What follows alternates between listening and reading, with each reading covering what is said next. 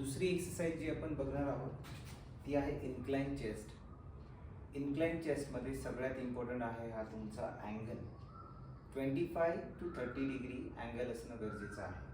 जर 45 डिग्री झाला, हे बघा, हे इथे 25 to अराउंड 30 डिग्री आहे, हे ऑलमोस्ट 45 to 50 आहे. याच्यामध्ये तुमचे शोल्डर जास्त एंगेज होतील कंपॅरेटिव्हली चेस्टपेक्षा. जेव्हा इन्क्लाइन चेस्ट करता always try 25 to 30 degree. Incline chest करताना बऱ्याच वेळा जेव्हा आपण हेवी लिफ्टिंग करतो प्रॉब्लेम होतं की लिफ्टिंगचा. काही लोक ट्राय करतात की फोरआर्मने लिफ्ट करायला, हाताने. असं जर तुम्ही उचलायला गेलात तर तुमचे फोरआर्मचे मसल्स तेवढे स्ट्रॉंग नाही आहेत 25-30 kg उचलायला. इंजरी व्हायचे चान्सेस खूप असतात. नेहमी लक्षात ठेवा, ट्राय करा की तुम्ही तुमचं पाय लिफ्ट करा असं, सी लाईक दिस. म्हणजे तुमच्या फोरआर्मवर प्रेशर येणार नाही आणि इंजरी होणार नाही. नेक्स्ट थिंग, एल्बो बाहेर नाही गेले पाहिजेत, लाईक दिस. चेस्ट अप ठेवा, बॉडी टाईट ठेवायची आहे. हा तुमचा स्टार्टिंग पॉइंट आहे.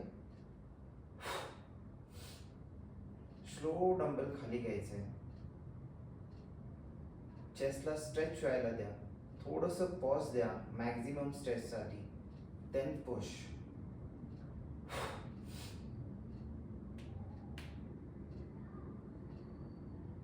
पुश.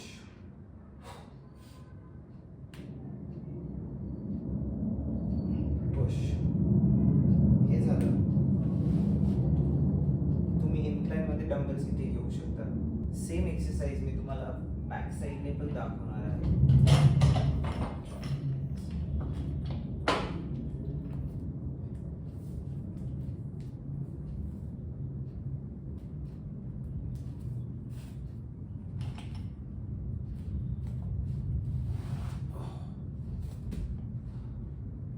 हे जे दोन डंबल्स मधलं डिस्टन्स आहे ते नेहमी तुम्ही शोल्डर विड्थ ठेवायचा प्रयत्न करा. डंबल्सला आतमध्ये आणायची गरज नाही. बऱ्याच वेळा लोक करतात की मारून झालं की आत घेऊन येतात, इथे होल्ड करतात. तुमच्या मसल्सवरचं टेन्शन निघून जाईल. हे डिस्टन्स मेंटेन करा.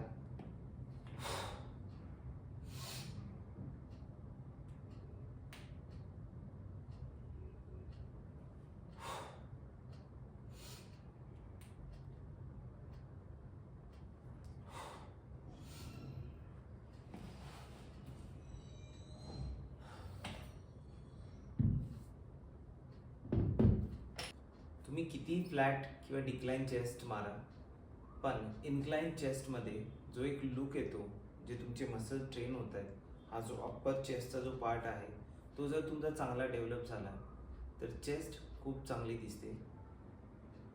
त्यामुळे वेट हेवी उचलण्यापेक्षा मॉडरेट वेट घेऊन रेंज ऑफ मोशनवर फोकस करा. तुमचे मसल्स कॉन्ट्रॅक्ट होत आहेत की नाही त्याच्यावर लक्ष द्या, तर तुमची ग्रोथ जी आहे ती चांगली होईल.